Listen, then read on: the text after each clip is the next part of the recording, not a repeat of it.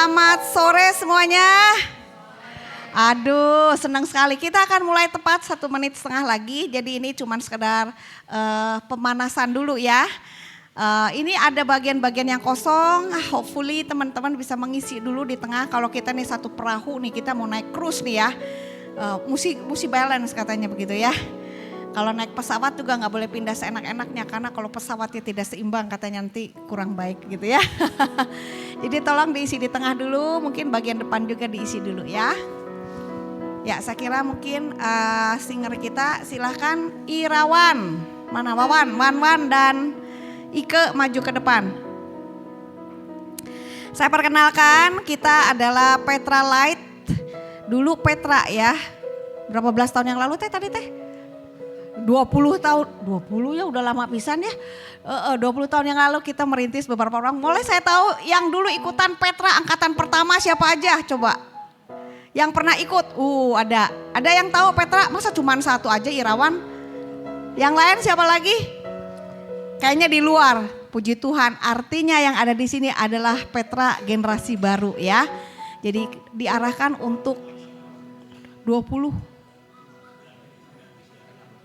30? Oh my goodness. 30 tahun yang lalu ternyata ya. So luar biasa, setelah kita hibernasi pandemi kita boleh memulai lagi. Baik teman-teman, tidak memperpanjang lagi, kita akan sama-sama. Acara kita sederhana.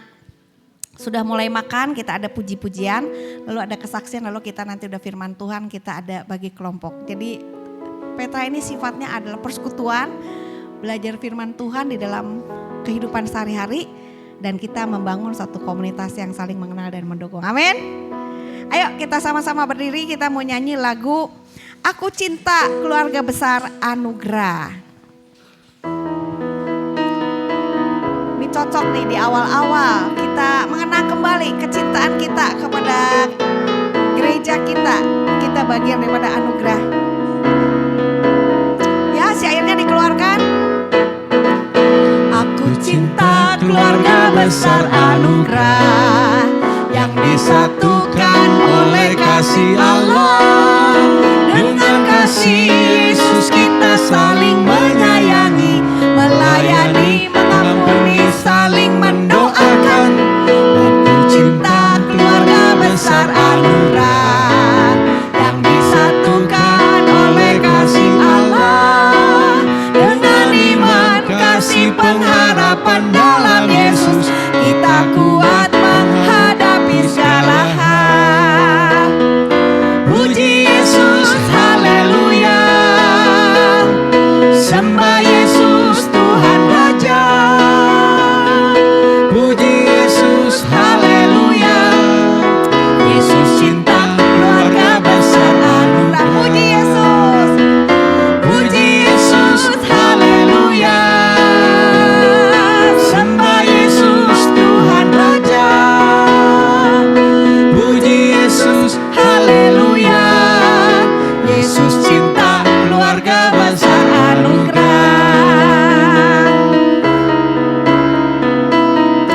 Kalau bisa dihafal lagu ini,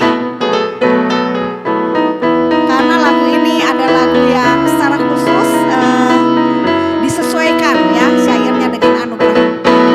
Aku cinta keluarga besar anugerah yang disatukan oleh kasih Allah. Dengan kasih Yesus kita saling menyayangi, melayani, mengampuni, saling mendoakan. Aku cinta keluarga besar anugerah yang disatukan oleh kasih Allah. Dengan iman, kasih, pengharapan dalam Yesus, kita kuat menghadapi segala hal. Puji Yesus. Puji Yesus, haleluya. Sembah Yesus, Tuhan Raja. Puji Yesus, haleluya. Yesus cinta keluarga besar anugerah. Yesus cinta keluarga besar. Yesus cinta keluarga besar. Petra Light. Mari kita doa. Bapa di surga, terima kasih setelah begitu lama gereja kami punya cukup banyak komisi, tetapi bagian rentang usia komisi dewasa umum adalah bagian yang baru sekarang tersentuh. Dan kami mengucap syukur untuk hal itu. Kami ingin menggalang kekuatan untuk tahu di mana jenjang usia kami menjadi bagian penting daripada gereja kami. Dan kami ingin membangun iman kami, kehidupan kami, keluarga kami, pekerjaan, kehidupan karier kami, kerohanian kami sedemikian kami bisa menjadi bagian gereja yang berdampak di tempat ini dan juga di tempat di mana saja Tuhan tempatkan kami. Terima kasih untuk teman-teman yang sudah hadir di dalam Petra Light perdana ini. Kami mau serahkan keberlangsungan acara ini di dalam nama Tuhan Yesus supaya menjadi satu awal yang sungguh membangun, khususnya dengan tema yang spesial. Kami serahkan mereka yang masih dalam perjalanan dan kami doakan untuk kelanjutan acara ini pada pertemuan-pertemuan berikutnya. Dalam nama Tuhan Yesus kami berdoa, amin. Sebelum duduk, saya akan minta ya, jangan ketemu orang yang sama, berempat, langsung cepat ketemu, kenalin. Namanya siapa, sudah berapa lama di anugerah gitu kan, silakan. Nanti begitu kita masuk nyanyi, berhenti, ganti orang. Berempat.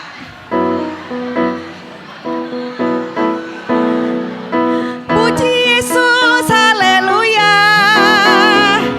Sembah Yesus, Tuhan Raja. Puji Yesus, haleluya. Yesus cinta keluarga besar anugerah. Ganti orang, berenam. Yang belum kena, ayo ganti orang. Tanya lagi berenam. Yang belum pernah ketemu khususnya.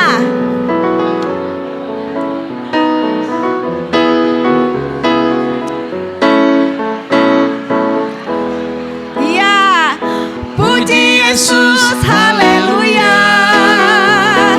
Sembah Yesus, Tuhan Raja. Puji Yesus, haleluya. Yesus cinta keluarga besar Petra Light.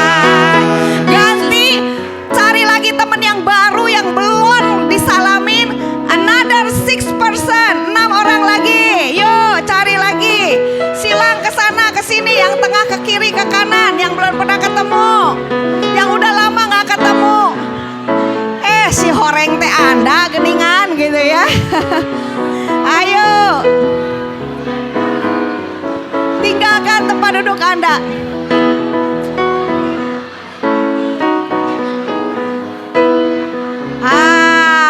Ketemu teman lama ya.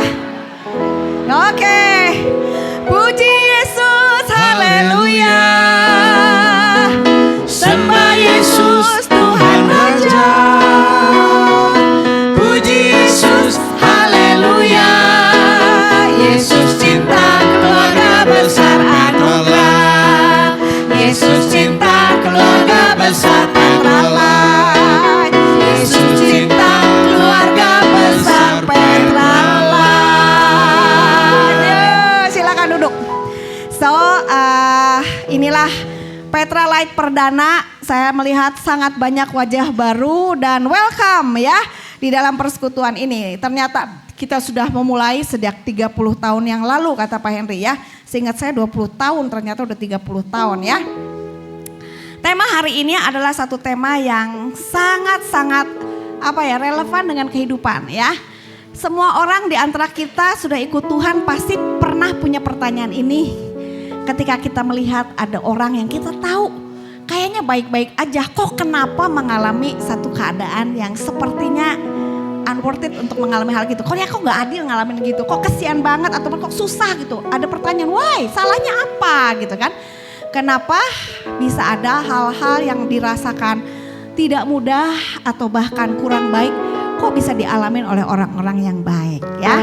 Dan untuk itu sebelum kita melanjutkan dengan kesaksian yang mengalami cerita seperti ini juga, dan firman Tuhan, kita nyanyi satu lagu. Walau ku tak dapat melihat, satu pujian yang kata-katanya sungguh sangat menyentuh. Saya tahu di antara kita banyak yang hafal lagu ini. Mari kita nyanyikan lagu ini sebagai persiapan untuk memasuki acara hari ini.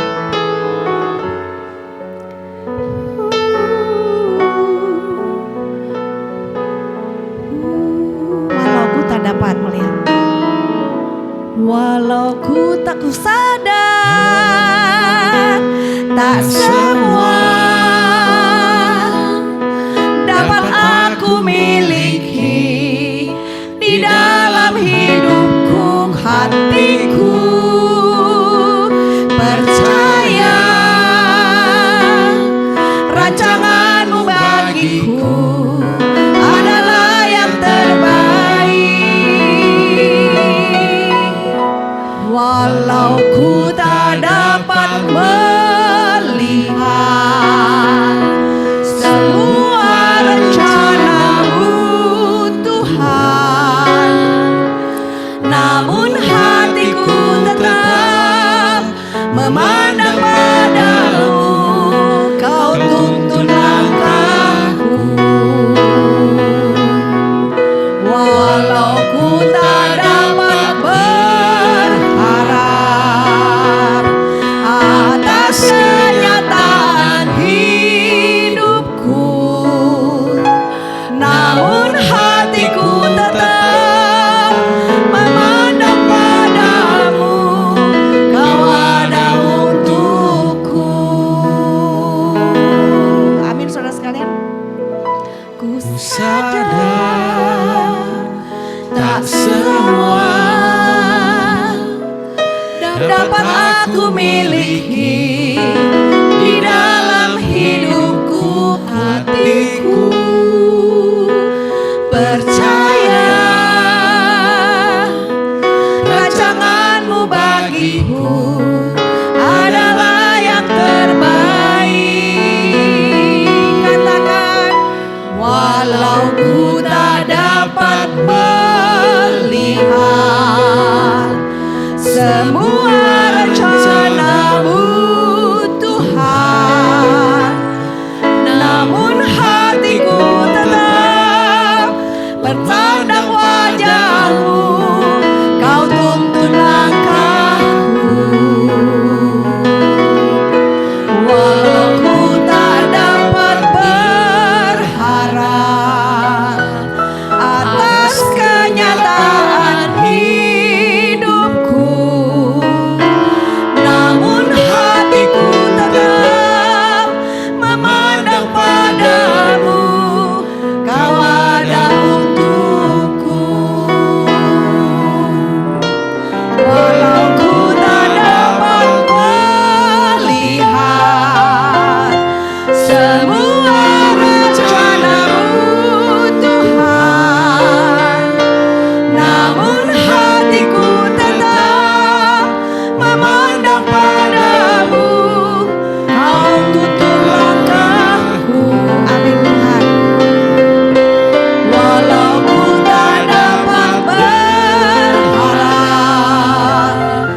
atas kenyataan hidupku, namun hatiku tetap memandang padamu, Kau ada untukku. Namun hatiku tetap memandang padamu, Kau ada untukku. Satu kata-kata yang indah, bukan? Kadang-kadang di dalam hidup ini kita nggak ngerti rencana Tuhan. Kadang-kadang ngelihat kenyataan itu kayaknya nggak bisa ada yang diharapkan. Tapi Dia tetap hadir dan menuntun hidup kita. Salah seorang saudara kita, Giokli, mari ke depan. Giokli, namanya sama saya, Liliana. Ya, kalau di Pewerut sandiwara, dadakan dia tuh mewakili saya. Jadi ini apanya namanya teh? Naon teh istilahnya Indri? Oh, kawenya saya, kawena Lili Evrin. Buuk saruanya geus aya hiwi saeutik-eutik sami jeung saya nya. Kasih pinjam dulu mic-nya coba. Silakan Giokli mungkin cerita sedikit. Bagaimana hidupmu dan bagaimana pemaknaan cerita hari ini terjadi dalam hidupmu dan kamu boleh mengalaminya. Silakan. Selamat malam semua. Ya langsung. Selamat malam semua. Malam. Tadi udah dikenalin ya, nama saya Liliana, tapi mungkin sebagian besar di sini udah kenalnya saya tuh Giokli. Saya mau cerita sedikit tentang kebaikan Tuhan ya. Tuhan izinkan hal-hal buruk terjadi dalam keluarga saya selama 15 tahun. Di situ saya benar merasakan penyertaan Tuhan, merasakan betul kebaikan Tuhan yang saya alami sendiri. Sebelumnya cerita dulu, Giokli teh sebelum ini kejadian bagaimana? Berkeluarga, bagaimana? Punya suami, punya anak, bagaimana? Iya. Punya satu suami, punya satu anak. Gitu, namanya siapa anaknya, umurnya berapa sekarang? Anak saya Stella, sekarang umur 27 ya. 27. Suami saya meninggal setahun yang lalu setelah menderita kelumpuhan dari pinggang ke bawah karena jatuh dari sepeda. Waktu kejadian itu, waktu saya dengar vonis kelumpuhan itu dari dokter ya, satu-satunya yang jadi pikiran saya itu cuman bagaimana nantinya, suami kan tulang punggung keluarga ya, dengan kondisi dia yang seperti itu tuh nggak mungkin dia bekerja lagi. Anak masih kecil, sementara saya cuman ibu rumah tangga biasa, pasti masih banyak pengeluaran. Waktu itu saya benar-benar ya khawatir ya, takut, galau lah pokoknya kalau bahasanya sekarang mah. Tapi saya bawa semuanya dalam Tuhan, saya serahkan, saya pasrahkan. Saya percaya kalau Tuhan izinkan hal-hal buruk terjadi, Tuhan pasti berikan jalan keluar. Dan Tuhan benar itu memberikan jawaban doa itu cepat ya, dengan cara yang ajaib, dengan cara yang gak pernah saya pikirkan, gak pernah saya bayangkan. Suatu hari itu bosnya ngejenguk ke rumah sakit. Sudah ngobrol biasa-biasa, tiba-tiba aja dia tuh bilang gini, kalian gak usah mikirin biaya rumah sakit, gak usah mikirin perawatan selanjutnya di rumah nanti bagaimana. Semuanya kantor yang tanggung, semuanya kantor yang urus. Kamu fokus aja sama kesembuhan kamu, dan kamu masih akan tetap terima gaji setiap bulan. Semua masih akan tetap sama dan gak ada yang berubah. Dan benar aja ya, waktu keluar dari rumah sakit, 2 bulan dirawat di rumah sakit, saya gak keluar uang sepeser pun. Waktu pulang ke rumah juga udah ada ranjang pasien yang seperti rumah sakit. Dan saya gak perlu cari-cari fisioterapis, gak perlu minta-minta home care gitu datang. Semua udah kantor yang urus, semua Berapa udah tahun disediakan. Berapa tahun kantor melakukan tugasnya? Untuk home care 2 tahun. Untuk fisioterapis lebih dari 10 tahun. 10 tahun? Iya. Tepuk tangan untuk perusahaan yang begitu bertanggung jawab mikirin ya. Luar biasa ya. Terus gimana?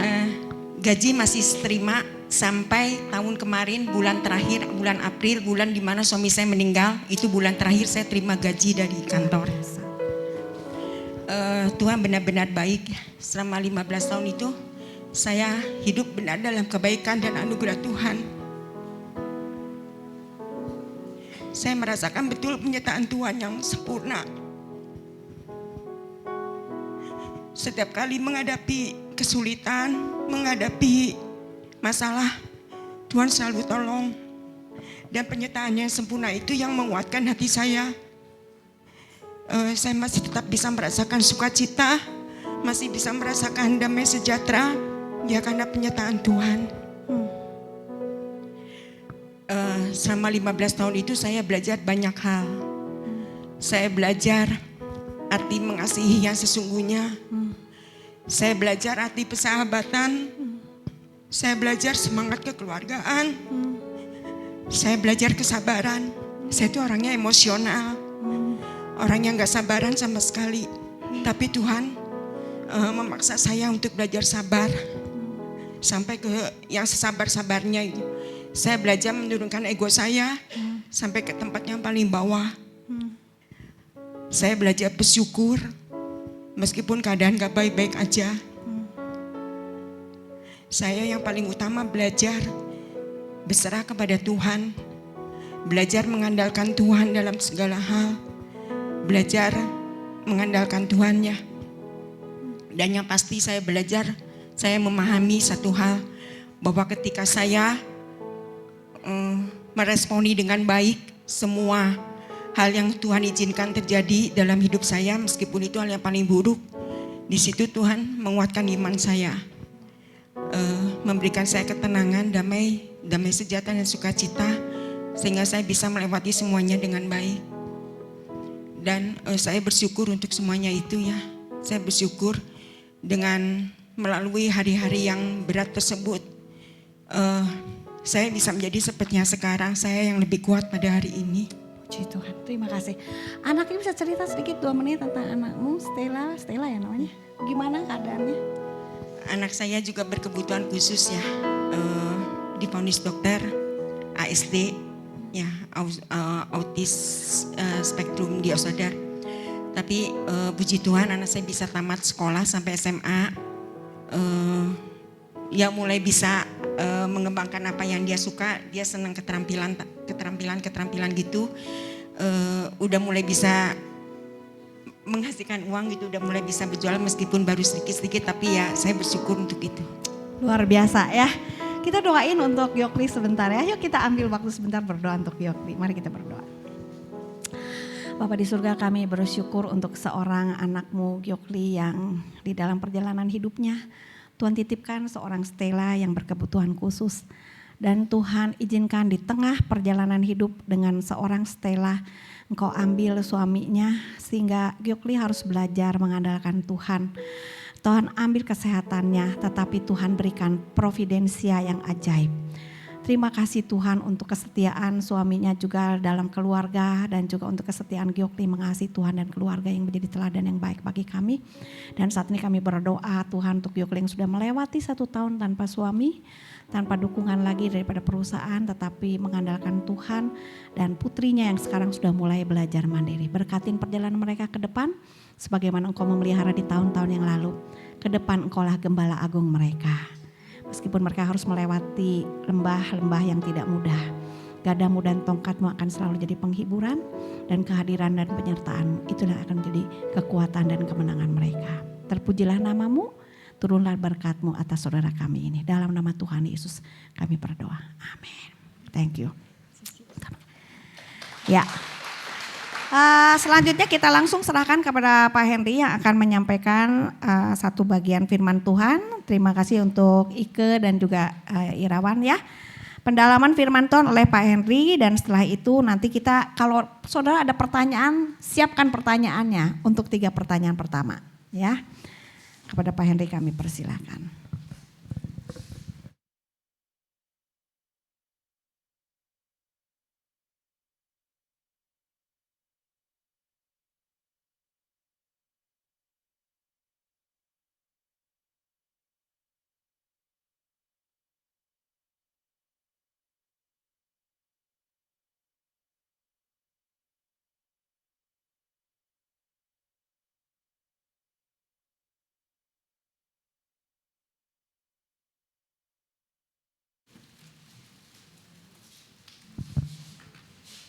Ya, selamat malam Bapak Ibu sekalian.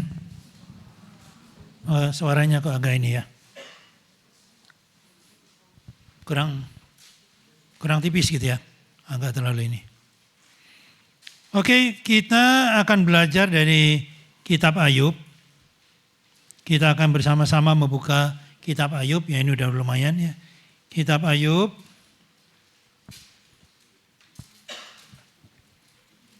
Cukup panjang ini, tapi barangkali kita akan bacakan pasal yang pertama dan pasal yang kedua, dan saya akan loncat-loncat aja ya, supaya menghemat waktu. Kitab Ayub, pasal yang pertama dan pasal yang kedua, nanti sambil jalan mungkin ada beberapa ayat yang lain yang akan kita baca juga. Mulai dari pasal yang pertama, ayat yang pertama. Ada seorang laki-laki di tanah Uz bernama Ayub. Orang itu saleh dan jujur. Ia takut akan Allah dan menjauhi kejahatan.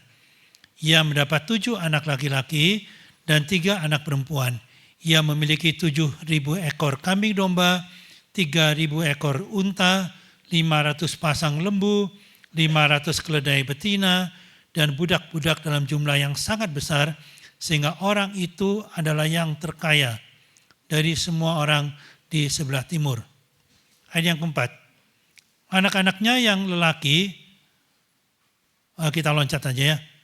Ayat yang keenam, pada suatu hari datanglah anak-anak Allah menghadap Tuhan, dan di antara mereka datanglah juga iblis. Maka bertanyalah Tuhan kepada iblis, dari mana engkau? Lalu jawab iblis kepada Tuhan, dari perjalanan mengelilingi dan menjelajah bumi. Lalu bertanyalah Tuhan kepada iblis, apakah engkau memperhatikan hambaku Ayub? Sebab tiada seorang pun di bumi seperti dia, yang demikian saleh dan jujur, yang takut akan Allah dan menjauhi kejahatan. Lalu jawab iblis kepada Tuhan, apakah dengan tidak mendapat apa-apa, Ayub takut akan Allah?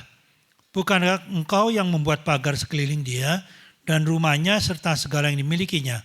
Apa yang dikerjakannya telah kau berikan, dan apa yang dimilikinya makin bertambah di negeri itu. Tetapi ulurkanlah tanganmu dan jamalah segala yang dipunyainya. Ia pasti mengutuk engkau di hadapanmu. Maka firman Tuhan kepada iblis, nah, segala yang dipunyainya ada dalam kuasamu, hanya jangan engkau mengulurkan tanganmu terhadap dirinya. Kemudian pergilah iblis dari hadapan Tuhan. Lalu kita lihat ayat yang ke-13 dan selanjutnya apa yang terjadi. Ya, harta benda, ternak Ayub semuanya habis, anak-anaknya meninggal. Lalu kita loncat ke ayat yang ke-20. Maka berdirilah Ayub lalu mengoyak jubahnya dan mencukur kepalanya. Kemudian sujudlah ia dan menyembah, katanya, dengan telanjang aku keluar dari kandungan ibuku, dengan telanjang juga aku akan kembali ke dalamnya. Tuhan yang memberi, Tuhan yang mengambil, terpujilah nama Tuhan. Dalam kesemuanya itu, Ayub tidak berbuat dosa dan tidak menuduh Allah berbuat yang kurang pantas. Lalu pasal yang kedua, iblis mengulangi sekali lagi ya. Tadi kan dia menghabiskan harta benda dan anak-anak Ayub, lalu kemudian sekarang dia memberikan Ayub itu suatu penyakit yang luar biasa ya. Dia gatal-gatal seperti bara yang busuk di kulitnya dan sebagainya. Lalu ayat yang ke-9, pasal yang kedua ayat yang ke-9. Maka berkatalah istri kepadanya, masih bertekunkah engkau dalam kesalehanmu? Kutukilah Allahmu dan matilah. Tetapi jawab Ayub kepadanya, engkau berbicara seperti perempuan gila. Apakah kita mau menerima yang baik dari Allah, tetapi tidak mau menerima yang buruk? Dalam kesemuanya itu, Ayub tidak berbuat dosa dengan bibirnya. Ya, sampai di sini pembacaan firman Tuhan. Kita akan berdoa sekali lagi sebelum kita belajar ya bagian firman Tuhan ini. Jadi tepatnya saya bukan seperti berkhotbah biasa, tetapi lebih banyak kita belajar sebetulnya ya. Bagaimana melalui apa yang terjadi, melalui penderitaan yang dialami oleh Ayub ini. Tuhan, kami datang kepadamu pada malam hari ini. Sekali lagi tolong ya Tuhan, kami akan mempelajari bagian daripada firman-Mu, khususnya kehidupan Ayub, di mana kami akan belajar mengapa ya Tuhan, Ayub yang disebut sebagai orang saleh, orang yang baik, tetapi terjadi hal-hal yang begitu luar biasa buruk dalam kehidupannya. Tolong kami ya Tuhan, kiranya Roh-Mu yang kudus menolong setiap kami, demi Kristus Yesus, Tuhan dan Juru Selamat kami yang hidup. Amin. Ya saudara, tadi saudari Gyokli sudah men-sharingkan bagaimana perjalanan hidupnya yang tidak mudah. Saya teringat ya, baru kemarin kami menghadiri satu acara kedukaan dari satu keluarga yang anaknya itu terlahir kena sakit cerebral palsy istilahnya ya. Jadi ada kelumpuhan dalam sistem otaknya, dalam cerebralnya itu mulai lahir ya. Sehingga anak ini tapi hidup sampai 16 tahun. Ya. Sampai 16 tahun dirawat oleh orang tuanya ya. Orang tuanya pada mulanya itu juga sangat tidak bisa menerima kenyataan itu karena ayahnya ya saya tahu Ya, dia itu punya cici satu, ayahnya itu mengharapkan sekali punya anak laki. Ya. Jadi lahir anak laki, tapi kondisinya seperti itu. Kebayang saudara ya. Jadi mereka sangat tidak bisa menerima itu ya. Kenapa Tuhan izinkan yang anak laki yang sudah didoakan lama, dia lahir dalam kondisi kelumpuhan otak itu. Ya. Tetapi anak ini baru meninggal beberapa hari yang lalu ya, setelah 16 tahun. Nah, mamanya itu sharing tadi malam yang sangat menyentuh sekali juga. Ya, dia mengatakan justru pada mulanya dia tidak bisa terima suaminya, tetapi kehadiran anak ini membuat dia belajar banyak. Anak ini lumpuh, tidak bisa apa-apa ya, tapi bisa ngerespon, ya, dia bisa menunjukkan senang mukanya ya ke orang tuanya ini ya, ke orang tuanya pulang ya, dia aduh kayak ini ya, aduh lihat ya mamanya apa senang sekali ya dan sebagainya, diajak nyanyi kadang-kadang dia bisa seperti ini ya. Jadi luar biasa sekali. Itu dia belajar, suaminya belajar ya. Lalu kemudian dia punya cicinya juga belajar sehingga justru melalui kehadiran anak ini yang lumpuh otak ini selama 16 tahun ini justru keluarga ini belajar bagaimana apa itu arti kasih ya. Apa itu arti bersabar seperti Yokli tadi katakan ya. Saudaraku sekalian, dan mamanya mengatakan terima kasih anaknya namanya Trevor ya. Terima kasih Trevor kehadiranmu 16 tahun yang sudah mengajarkan kami banyak arti-arti kehidupan itu ya. Saudaraku sekalian, tidak mudah. Tidak mudah. Kita lihat Ayub ya. Itu dikatakan sebagai orang yang saleh tadi ayat yang pertama ya. Lalu apa yang cerita tadi dibacakan ya, kita lihat bahwa iblis itu berkata kepada Tuhan, ya, iya dia saleh karena apa? Karena engkau memberkati dia, ya kan ya, engkau melindungi dia, ya toh, kekayaannya itu coba itu diambil, ya kan? Apakah dia masih bisa begitu saleh tidak? Ya. Lalu kemudian dikatakan di situ Allah mengizinkan, ya, Tuhan mengizinkan supaya iblis itu mencobain Ayub ini. Saudara, kita lihat, kita udah baca tadi ya. Jadi Ayub kemudian dalam pasal yang pertama ayat yang ke-21 dia mengatakan Tuhan yang memberi, Tuhan yang mengambil, ya, terpujilah nama Tuhan.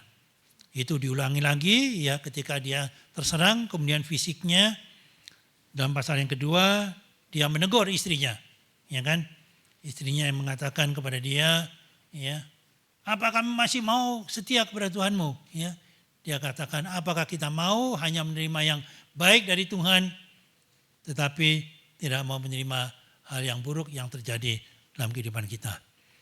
Nah, saudaraku sekalian, kitab Ayub ini mengajarkan kepada kita itu apa? Ya, ada beberapa topik-topik. Yang pertama itu mengenai kedaulatan Allah. Ya. Jadi dialog di dalam pasal yang pertama dan pasal yang kedua itu menggambarkan bahwa iblis itu bisa mencobain manusia dengan penderitaan yang luar biasa. Tetapi ada batasan-batasan. Tadi ya Tuhan mengatakan, tapi ya terbatas yaitu nyawanya tidak boleh. Ya, Tuhan berkata demikian. Nah, saudara, saya ingin sedikit aja ya supaya Anda ini ya agak mengerti bagaimana kita membaca kitab Ayub ya. Singkatnya saya boleh katakan begini ya, kitab Ayub itu ada orang menafsirkan kitab Ayub itu secara letterlek ya. Jadi apa yang terjadi itu memang letterlek demikian. Ya. Ada penafsiran yang kedua yang mengatakan bahwa kitab Ayub itu sebetulnya simbolik sifatnya ya, simbolik. Jadi bukan letterlek tetapi simbolik ya, ada kontennya, isinya yang kita mau belajar tapi kejadian itu bukan sesungguhnya ya. Nah, ada posisi yang ketiga ya. Posisi yang ketiga inilah yang saya anut ya, yaitu bahwa Ayub itu memang betul-betul ada orang sejarah hidup namanya Ayub ya. Tetapi sebagian daripada kitab Ayub, khususnya pasal yang pertama, ya. Lalu kemudian pasal penutupnya itu ya bagian tengahnya itu banyak diungkapkan dalam bahasa puisi sebetulnya, ya. Jadi itu dikemas sebetulnya, ya.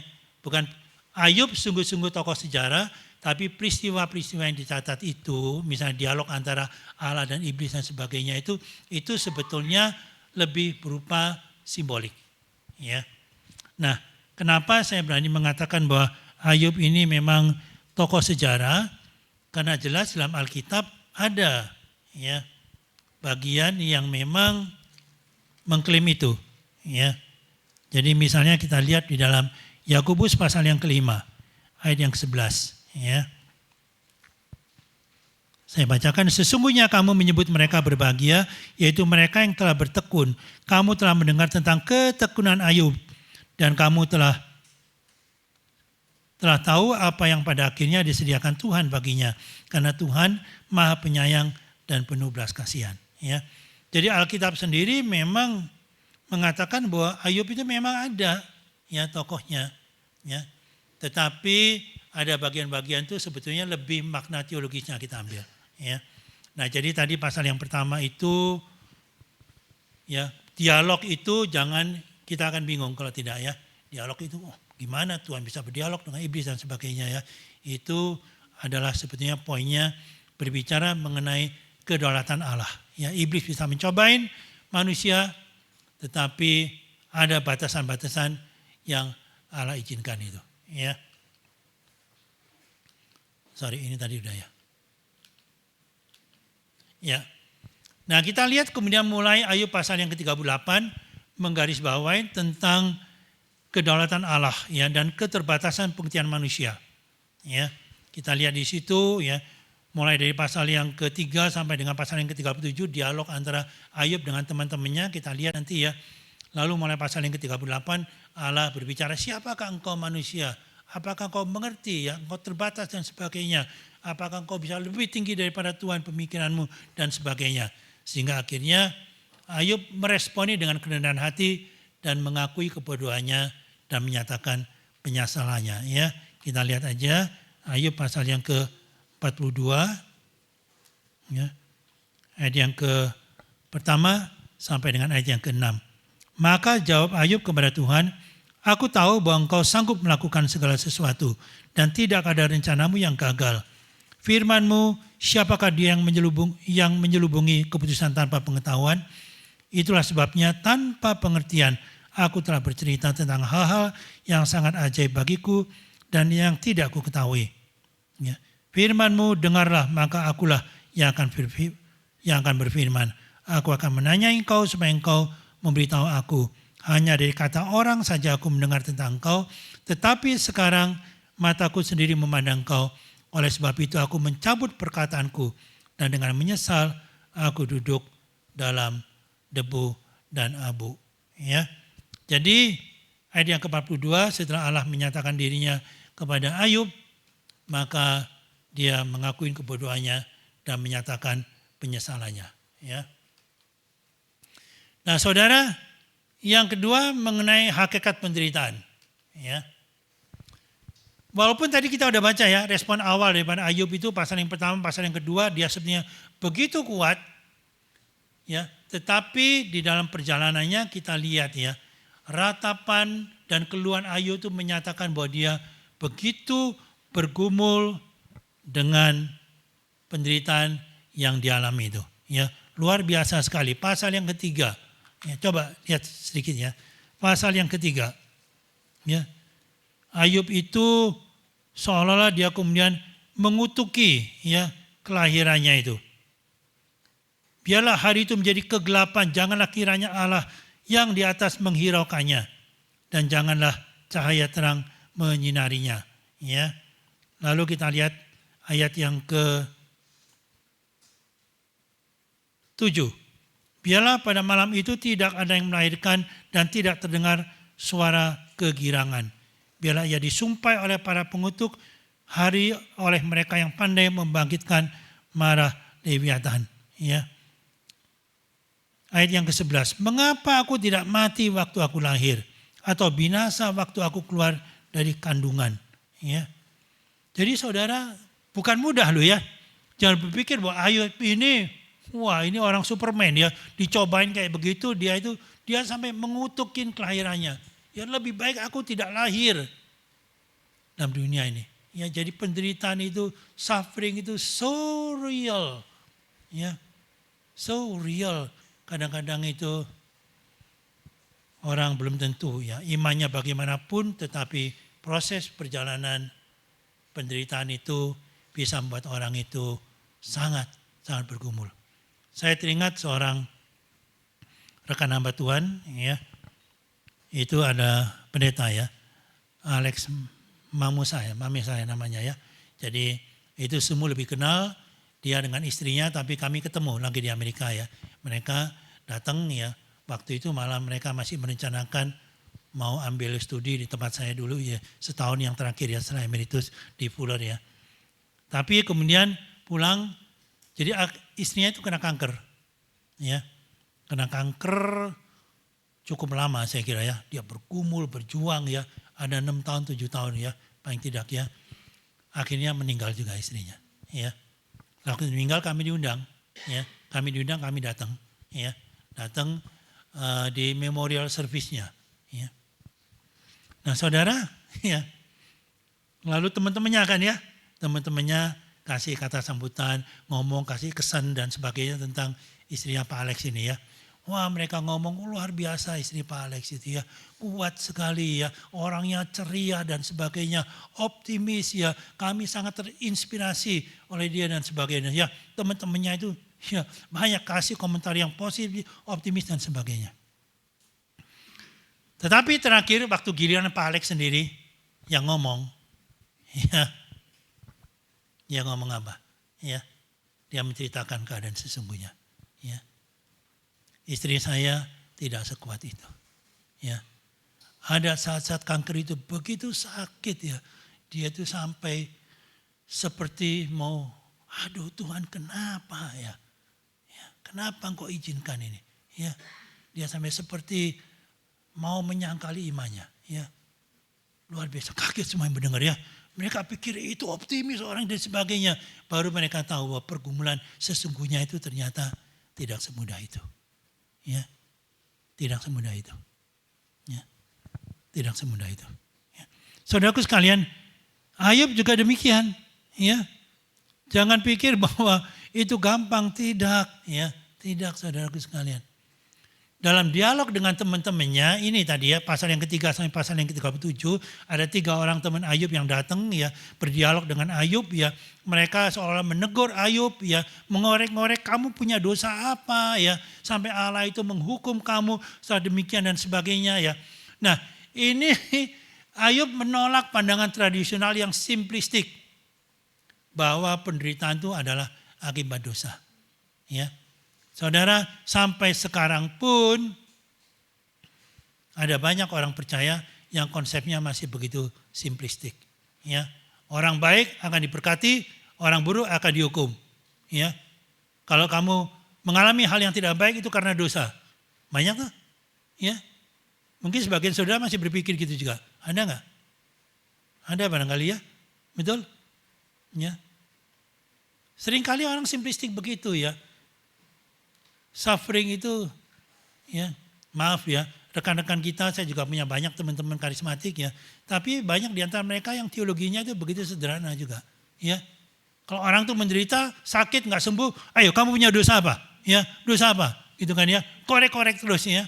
Saya ingat ada ya seorang yang jemaat kami ya, lalu belakangan juga sering ke gereja karismatik ya. Sampai dia itu dosa apa lagi? Ya, mau dikorek apa lagi? Udah, kamu suruh saya mengakuin, saya udah akuin semuanya, apa lagi? Ya kan ya, ayo sembuh sih ya. Simplistik begitu. Tapi dari kitab Ayub ini kita belajar penderitaan itu tidak semudah itu. Ya, tidak semudah kita gampangkan. Ya, orang baik pasti diberkati, orang jahat pasti dihukum ya. No, saudaraku, ya tidak. Ayub itu mengajarkan kepada kita hal yang sangat penting ini. Ya. Dalam dunia yang jatuh dalam dosa itu ya penderitaan bisa karena banyak faktor. Ya. Karena pencobaan dari iblis, Ayub misalnya. Ya. Atau akibat dosa sendiri bisa. Akibat dosa kita. Akibat dosa orang lain bisa. Ya. Kita enggak ini tapi kita kena imbasnya. Bisa. Gitu. Macam-macam. Atau kondisi alam yang sudah tercemar. Ya. Atau misteri yang baru bisa terjawab pada waktu kita berjumpa dengan Tuhan. Ya. Jadi saudara, walaupun bagaimana kita tidak bisa mengerti dengan tuntas tentang penderitaan itu suffering. Enggak bisa saudara sekalian. Ya, tidak bisa. Faktornya banyak. Ya. Saya teringat satu jemaat kita yang kira-kira sudah meninggal lebih 10 tahun yang lalu. Ya. Lebih 10 tahun yang lalu. Orangnya apik sekali. Ya. Makan, dijaga, kebersihan ini semua dan sebagainya, ya, tidak ngerokok semuanya. Tapi dia kena kanker paru-paru. Kok bisa? Ya, apik orangnya, makan, jaga semua, gaya hidup semua ya. Punya ngomong ternyata dia itu buka stand begitu, ya, saya lupa ya, kalau nggak di King, di ITC, salah satu itu dua itu. Ya. Yang waktu itu semua ruang tertutup, semua ngerokok di situ AC. Ya. Jadi dia perokok pasif. Ya, perokok pasif. Apa boleh buat? Ya. Orang yang gaya hidupnya dijaga, apik semuanya dan sebagainya. Ini akibat apa? Ya. Akibat orang lain. Ya. Akibat orang lain. Ya. Jadi saudaraku sekalian, suffering itu sekali lagi, penderitaan itu aspeknya banyak. Ya. Aspeknya banyak, tidak semudah itu. Nah saudaraku, yang lebih penting mungkin saya ingin mengajak kita untuk melihat ya, bagaimana implikasi praktis yang bisa kita belajar pada waktu kita mengalami terjadi penderitaan itu. Ya. Yang pertama saudara, Alkitab tidak menjawab soal mengapanya, ya, dengan jelas tidak. Ya. Namun Allah bisa memakainya untuk mendatangkan kebaikan. Anda lihat satu bagian dalam Perjanjian Baru, Yohanes pasal yang ke-9, coba lihat. Ya. Itu ada orang yang buta sejak lahirnya. Ya toh? Yohanes pasal yang ke-9, ayat yang pertama, waktu Yesus sedang lewat, ia melihat seorang yang buta sejak lahirnya. Murid-muridnya bertanya kepada dia, Rabi, siapakah yang berbuat dosa? Orang ini sendiri atau orang tuanya sehingga ia dilahirkan buta? Ya, sama. Ya, murid-murid Tuhan Yesus konsepnya juga begitu.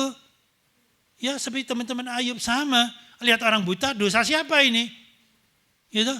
Dosa dia, dosa orang tuanya, ya kan? Murid-murid Tuhan Yesus jadi konsepnya simplistik kayak begitu. Ya. Tapi apa jawab Yesus? Ya. Bukan dia dan bukan juga orang tuanya. Bukan. Ya. Tetapi karena pekerjaan-pekerjaan Allah harus dinyatakan di dalam dia. Jawaban Yesus. Yesus tidak menjawab mengapanya, bukan. Ya. Jangan disederhanakan itu, enggak. Ya.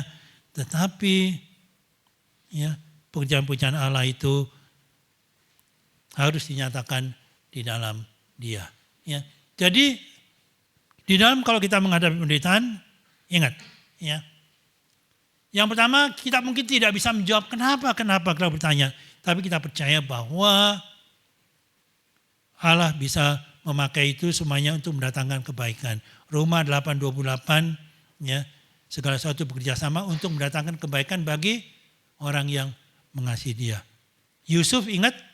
Ya, Yusuf mengalami banyak sekali penderitaan, luar biasa, dijual oleh saudara-saudaranya jadi budak, ya, kerja di keluarga Potifar, difitnah oleh istri Potifar, masuk penjara, di penjara dia dikhianati lagi oleh teman-temannya dan sebagainya. Lalu akhirnya Yusuf, coba Anda lihat, ya, Yusuf pasal yang ke-50, kita lihat bagian ini, ya. Kejadian pasal yang ke-50. Ya. ayat yang ke-20. Memang kamu telah mereka-rekakan yang jahat terhadap aku, tetapi Allah telah mereka-rekanya untuk kebaikan dengan maksud melakukan seperti yang terjadi sekarang ini, yakni memelihara hidup suatu bangsa yang besar. Ya. Jadi saudaraku sekalian, ya, walaupun pada waktu kita tidak bisa menjawab why-nya, tetapi kita percaya ya Allah bekerja untuk mendatangkan kebaikan bagi orang yang dikasihinya. Allah punya ya akan membawa, bukan itu akan sia-sia begitu saja, tidak. Ya. Nah yang kedua, yang penting bagaimana respon iman itu. Ya, tadi saudara Gyokli sudah men-sharingkan respon iman itu. Ya, bagaimana ketika Anda mengalami itu, Anda ngeresponinya bagaimana? Ya. Saudara, ada orang mengatakan bahwa apapun yang terjadi dalam kehidupan kita, tapi kuncinya itu respon kita. Ya. Ayub mengatakan dengan rendah hati, dia tetap mempercayai hikmat dan kebaikan Allah. Jadi pada waktu Anda mengalami penderitaan, ya, respon ini yang lebih menentukan. Anda tetap percaya, akan tetap berpegang kepada janji Allah. Ya, itu yang membawa kita akhirnya menjadi pemenang-pemenang. Setuju saudara? Ya, respon iman itu yang paling menentukan. Ya. Saudara, ya saya ini kebetulan sekali ya, kayaknya Tuhan atur ya. Di dalam kedukaan yang tadi saya ceritakan itu, yang anaknya cerebral palsy itu, saya lihat ada beberapa orang jemaat kita yang belakangan ini mengalami hal yang tragis-tragis juga datang semua. Ya, rupanya memang Anda sebagai orang yang pernah mengalami satu penderitaan, Anda akan mengerti, lebih mudah berempati kepada orang yang mengalaminya. Saya melihat saudari Sandra dalam kedukaan itu ya, yang suaminya Peter Chia baru kena penyakit ALS, ya toh, setahun lebih meninggal. Dia hadir, ikut sampai mengantar ke tempat pemakaman.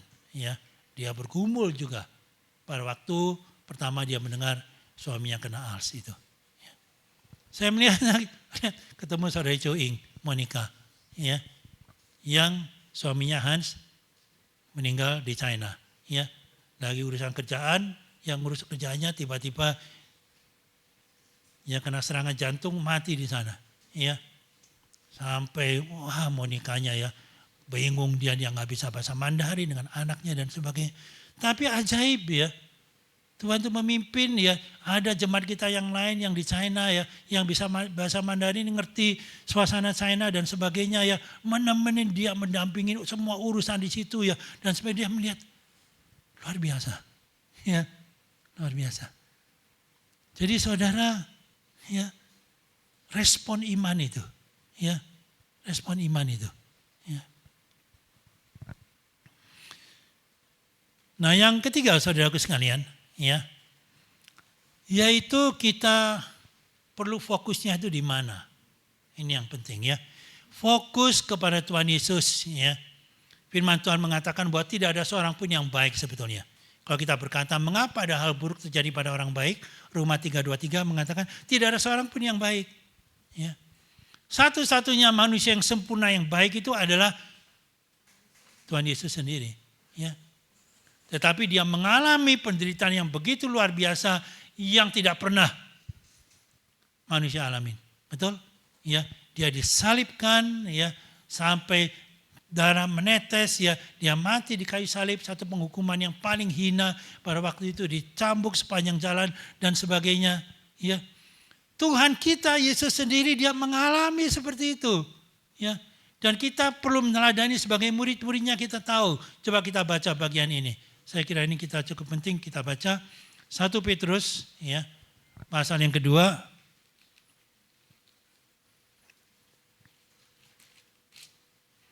1 Petrus pasal yang kedua ya. Mulai dari ayat yang ke-20.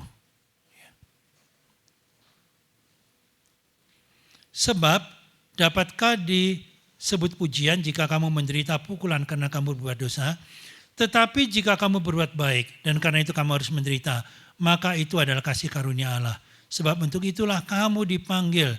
Karena Kristus pun telah menderita untuk kamu dan telah meninggalkan teladan bagimu supaya kamu mengikuti jejaknya. Yang tidak berbuat dosa dan tipu tidak ada dalam mulutnya. Ketika ia dicaci maki, ia tidak membalas dan sebagainya. Ya. Jadi saudaraku sekalian, Kristus pun dia menderita yang dia tidak berbuat dosa. Ya. Dan dia meninggalkan teladan kepada kita sekalian. Ya. Dalam kondisi kita, kalau kita mengalami penderitaan, kita fokus, kita tahu bahwa Tuhan kita Yesus Kristus pun mengalami hal serupa itu. Siapakah kita sebagai murid-muridnya? Kita harus meneladani dia dengan penderitaan yang kita alamin, yang tidak seberapa dibandingkan dengan penderitaan yang Tuhan Yesus alami, kita tetap bisa menjadi berkat bagi orang lain. Ya, ingat Tuhan Yesus kayu salib, dia masih bisa mendoakan mereka. Ampunilah mereka karena mereka tidak tahu apa yang mereka perbuat. Ya. Amin saudara. Ya. Saudara, penderitaan kalau kita alamin berat saya katakan. Tapi itu kita fokus tidak sebanding. Ya. Dibandingkan Tuhan kita dan itulah yang menjadi teladan kita. Ya. Dan yang poin yang keempat. Implikasi praktis yang keempat yang paling penting. Sebagai orang percaya kita perlu punya sudut pandang kekekalan. Bahwa dunia ini bukan akhir segala-galanya. Ada keadilan, pemulihan yang sesungguhnya pada waktu kita berjumpa dengan Tuhan nanti. Saudara, kalau Anda kembali kepada kitab Ayub, ya, pasal yang terakhir, pasal yang ke-42 itu, Ayub dipulihkan semuanya. Ya kan? Bahkan diganti 2 kali lipat. Ya. Diganti 2 kali lipat, ya ternaknya semua ya, anak-anaknya sama. Laki 7, perempuan 3, dapat laki 7, perempuan 3. Ternaknya digantinya 2 kali lipat, ya tadi 7.000 diganti 14.000 ya. Anda baca nanti ya, di pasal yang ke-42 dan seterusnya. Ya kan? Tapi pertanyaan saya, apakah semua orang yang mengalami penderitaan itu akan berakhir happy ending seperti Ayub?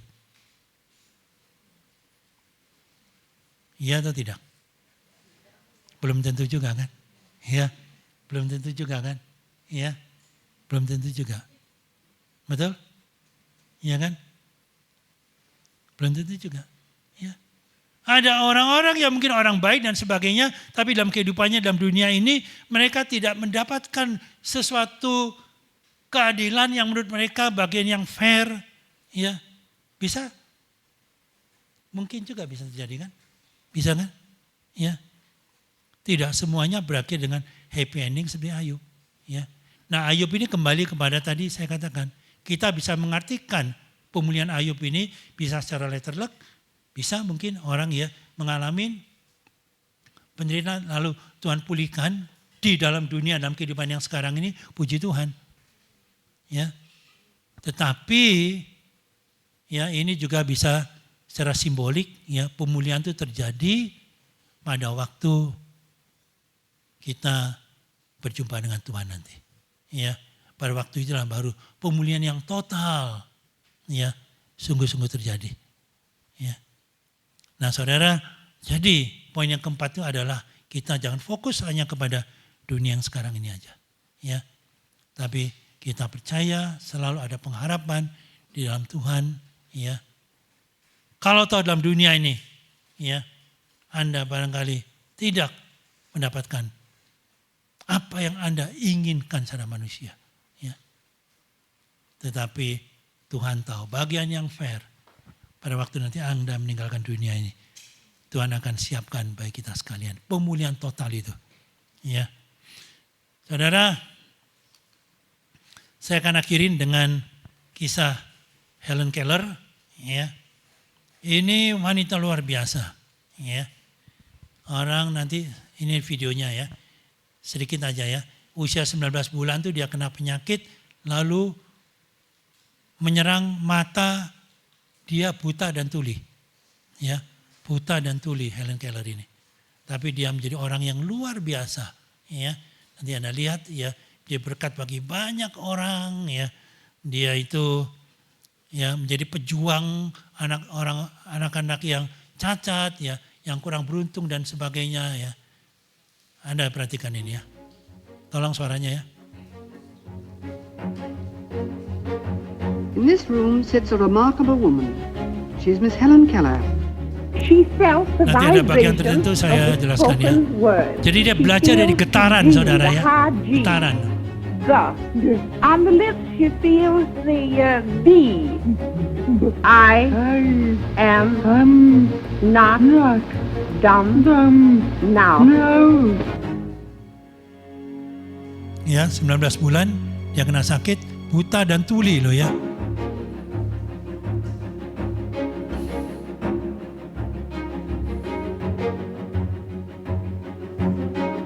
Dia berjumpa dengan gurunya yang luar biasa, Anna Sullivan gurunya ya, yang mengajarkan dia itu bisa berbicara. WATER, water. It has a name.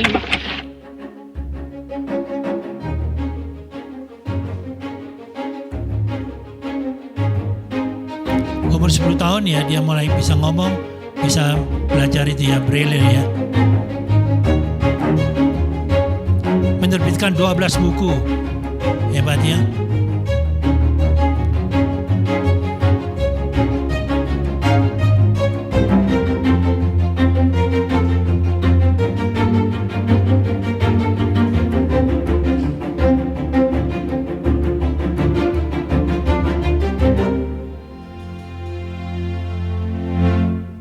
Orang pertama buta dan tuli mendapatkan sarjana ya.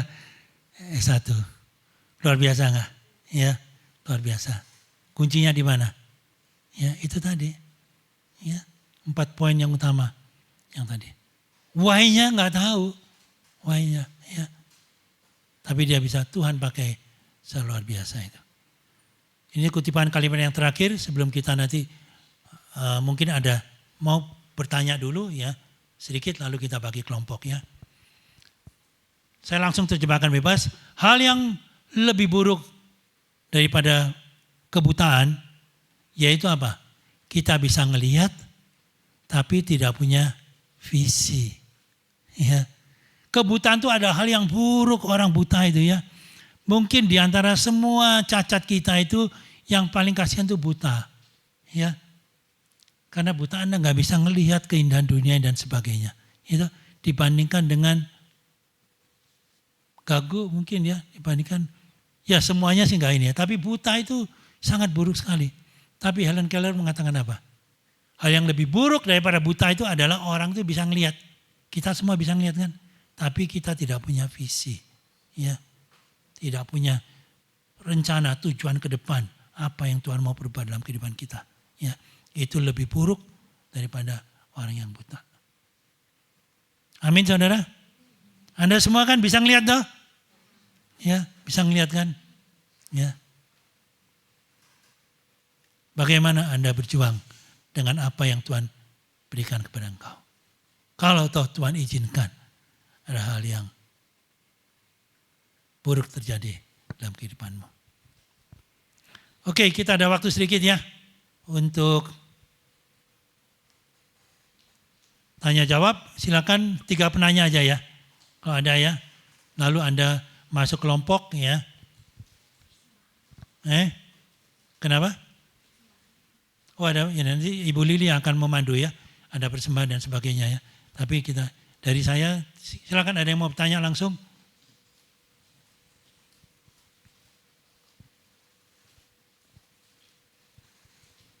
Cukup? Cukupnya kenapa maksudnya? Udah ngerti semua?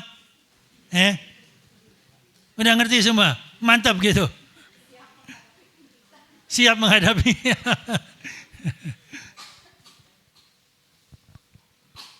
Oke, kita tidak berlama-lama ya. Kalau memang tidak ada yang bertanya, nanti aja silakan ya di kelompok, tapi di kelompok lebih ini ya, lebih sifatnya sharing ya. Silakan Bu Lili, saya kembalikan. Oke, kita sekalian doa persembahan aja ya. Jadi gak ada yang mau nanya nih. Mumpung yang bisa ditanyanya ada di sini. Nggak ada ya, udah jelas ya tentang menderita ya.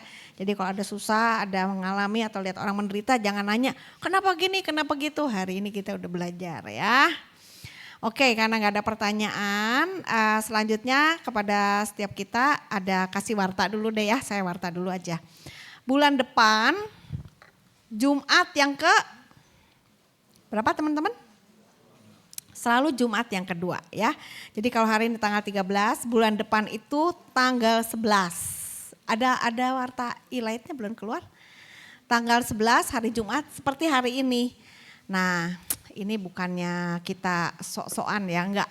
Kebetulan yang pertama Pak Henry, yang kedua nanti saya yang membawakannya. Dan kita akan sama-sama membahas satu tema tentang kita mau belajar tentang pimpinan Tuhan. Dan tokoh yang akan kita angkat kalau tentang pemerintahan Ayub, tokoh yang kita angkat kita akan belajar tentang Yosua. Ya, style Petra Light ini nanti kita belajar dari tokoh, kita belajar dari firman Tuhan, prinsip-prinsip tentang hidup. Hari ini tentang penderitaan. Bulan depan kita tentang pimpinan Tuhan gitu ya. Lalu kita masuk di dalam grup, kita bahas menggali dengan hidup kita. Oke? Kira-kira itu saja. Lalu kita ini Petra Light ini juga akan belajar melalui kelompok. Jadi nanti ada pemimpin kelompok kecil. Mungkin Bapak Ibu tadi datang sudah menerima pembagian kelompoknya. Nah mungkin izinkan teman-teman yang menjadi pemimpin kelompok untuk mengkontak Anda dan selanjutnya kita bisa membangun satu kekuatan perkumpulan, persekutuan di dalam kelompok kecil. Amin. Nanti yang belum pernah ikutan kelompok kecil dan sampai sekarang belum punya, nanti jangan menghilang setelah selesai ini tapi cari kelompoknya. Nanti kita pengurus aturin. Enaknya masuk kelompok mana yang agak cocok, agak kena. Jadi saudara merasa nyaman untuk menjadi bagian bertumbuh bersama. Ya, kira-kira begitu aja pengumuman saya. Sekarang kita akan lakukan dulu persembahan. Anda bisa melakukan, tolong Krisnya ditampilkan, persembahan melalui QRIS ataupun melalui amplop yang sudah dikumpulkan. Dan kita akan mengirimkan persembahan dengan pujian tadi walau kita dapat melihat ya. Kayaknya lebih cocok lagu itu deh, ayo kita. Wan, bantu saya lagi Wan, mana Wan? Wan, where are you? Ya. Kita persembahan dulu.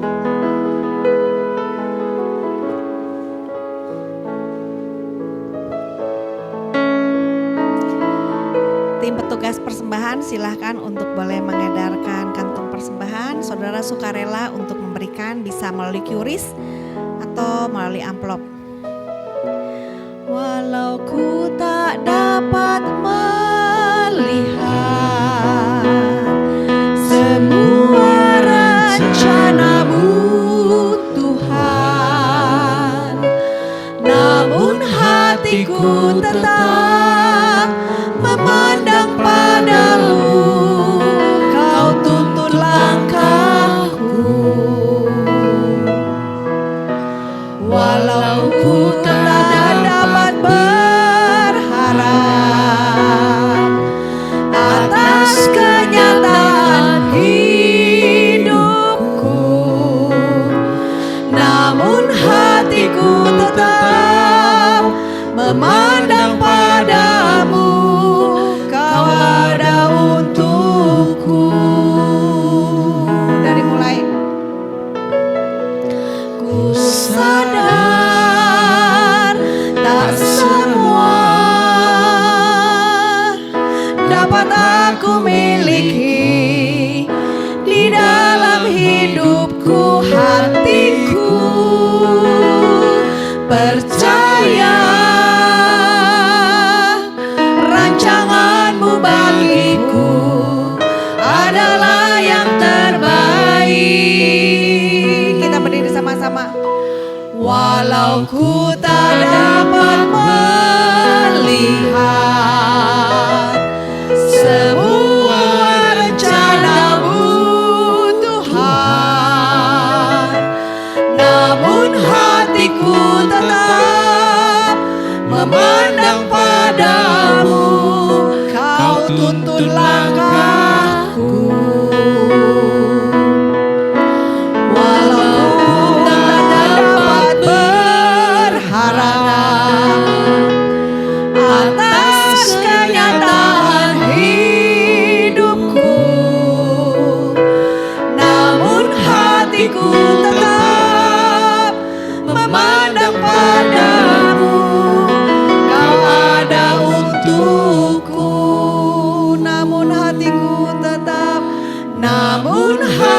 hatiku tetap memandang padamu.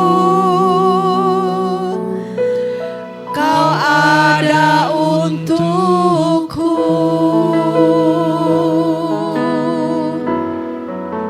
Terima kasih Bapak untuk pelajaran hari ini.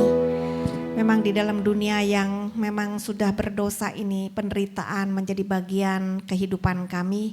Tapi kami bersyukur bahwa bukan karena dosa saja Tuhan menghukum lalu kami menderita. Tetapi Engkau hadir sebagai Allah yang juga menjadi manusia dan melewati jalan penderitaan untuk membuat kami boleh mengerti.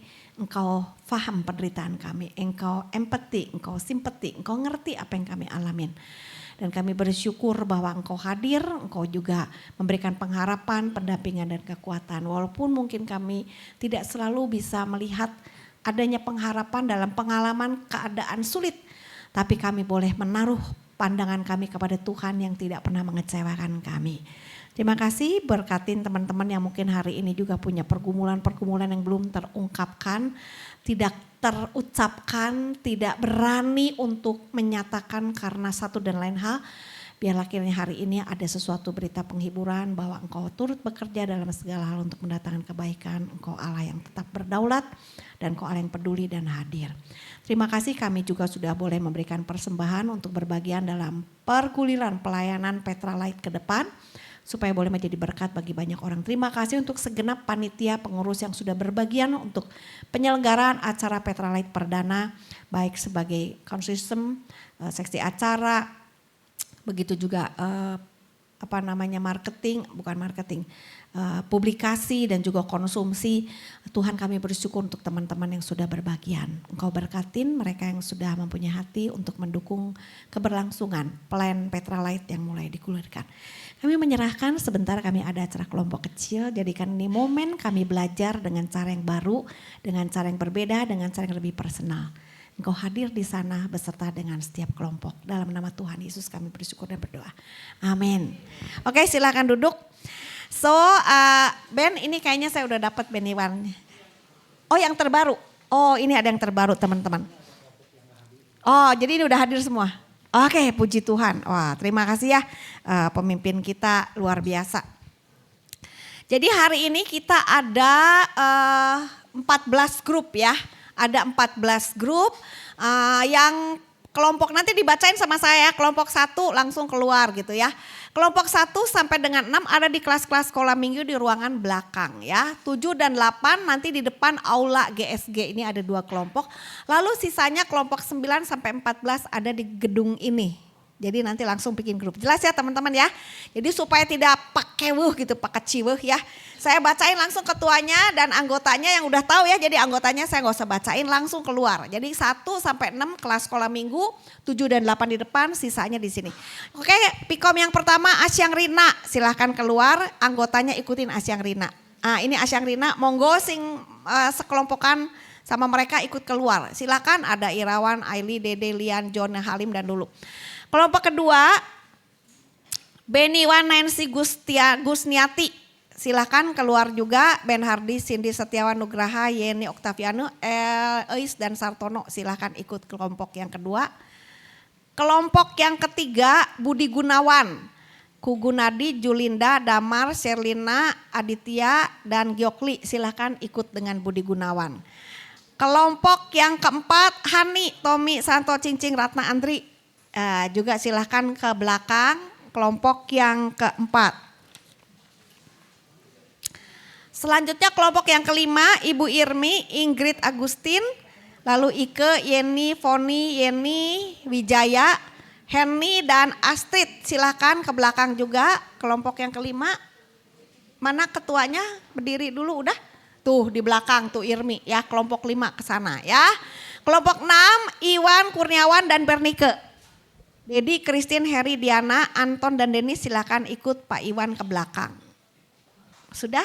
Mana ketuanya mengikut siapa? Udah tahu ya anggotanya cari siapa? 7-8 keluar dulu. Jam 7 juga adalah Oti, Jimmy, Syulan, Siu ya. Lili Sinarvati tadi istrinya Oti, Sherlina Martalina, Tiongseng dan Lili Sun. Silakan ikutan keluar kelompok 7. Kelompok 8 Suseno Yuwono, Yohanes, Dede, Joni, Syucu, Iskun Tanu, Chow Yung dan Huili. Silahkan di depan juga. Ya. Nah, yang di sini tolong ambil tempat masing-masing. Kelompok ke-9 Christian, Yepri, Erwin, Teddy, Irwan Chandra, Erwin dan Erik. Silahkan ambil di sini kelompok 9. Ya. 10 kelompok Maria Jona, Yonovel, Ailing, Natalia, Kristina, Hildaliana, Dewi, Lena. Ini kelompok 10 di ruangan ini, ambil bikin kelompok sendiri aja, silakan bikin kelompok. 11 Minda, Feli Cincing, Indria Ningrum, Juli, Lani, Yani, Luciana Wati. Kelompok ini di sini 11. Kelompok 12 Nentan, Arlin, Judi Syung, Ferry, Andri, Edi dan Afuk. Kelompok 12 silakan bikin grup di sini. Kelompok 13 Rudi Hartono, Susana dipimpin sama Don Musu ya, Musu Dondon. Sri Purwanti, Gunadi Hadi, Indi Yuni, Akip, Lingcing dan Rosh. Masuk kelompok dipimpin Pastor Don 13. Kelompok 14 di ruang sini juga Tuti Elizabeth, Luciana Setiadi, Evi, Erlin, Pocia, Suan, Luciana Chen, Peleslisye. Kelompok 14 di sini. Oke, ada yang belum disebutkan? Kalau ada yang belum disebutkan, oh ini satu belum tersebutkan, siapa namanya? Ikut di sini aja.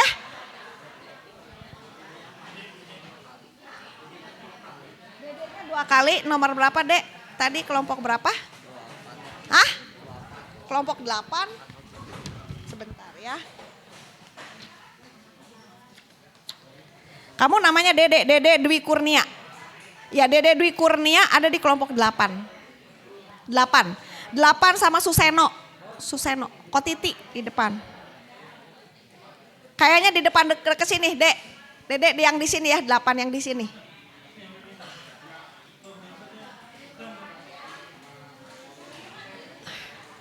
Ini kok ada Musudon? Jadi dipimpin siapa? Oh ada Rudi Susan ada. Oh iya oke deh.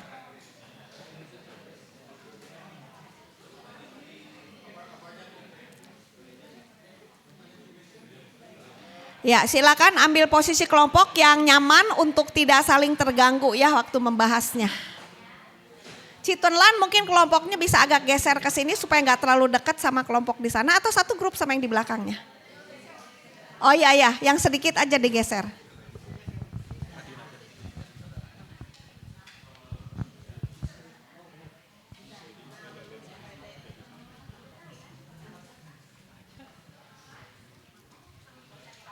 Nanya dulu nanti dipakai. Hah? Nanti dipakai bisi. Maksudnya? Enggak, udah beres.